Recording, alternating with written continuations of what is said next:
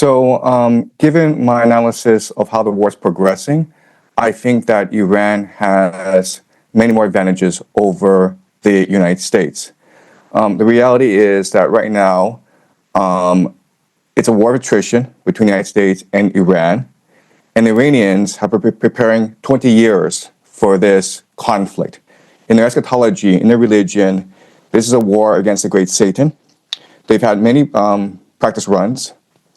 They, through their proxies, the Houthis, Hezbollah, Hamas, and the Shia militias, have been able to really grasp the American mentality, and now they have a pretty good strategy of how to weaken and ultimately destroy the American empire.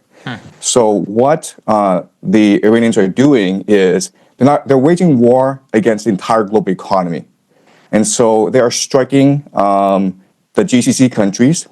And not only are they striking GCC countries, American bases, but they're going after the critical energy infrastructure of these bases. They blocked off the Strait of Hormuz.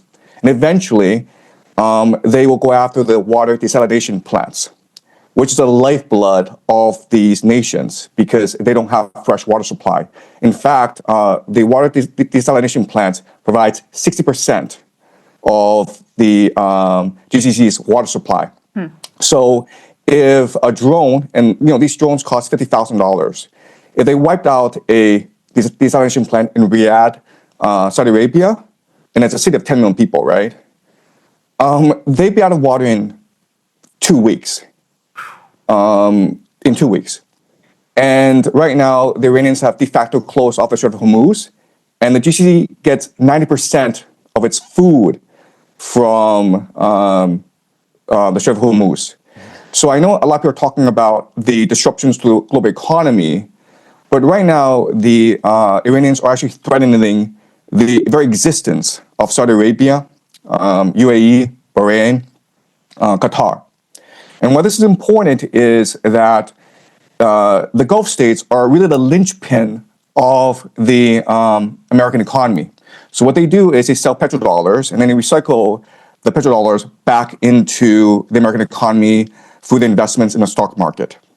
And right now we know that the entire American economy is propped up by AI investments in data centers. And a lot of that comes from the Gulf states. So if the Gulf states are no longer able to sell oil, and they're no longer able to finance AI, this AI bubble in the United States, then this AI bubble will burst, and with it will burst as well the entire American economy, which is really a financial Ponzi scheme. Right. So that's a dire situation that the Americans are facing right now. The United States military is not designed to fight a 21st century war. Remember, the military-industrial complex came to being after World War II, and it was designed to fight the Cold War. And the Cold War was really about muscle flexing, about who had the more complex missile systems. And so the entire American military strategy revolves around very sophisticated technology that costs a lot of money to build. And that's what the American air defense system is basically. And that's why we're seeing this asymmetry, as you point out, in this war, where you have these $1 million missiles trying to take out these $50,000 drones. And it's not sustainable in the long term.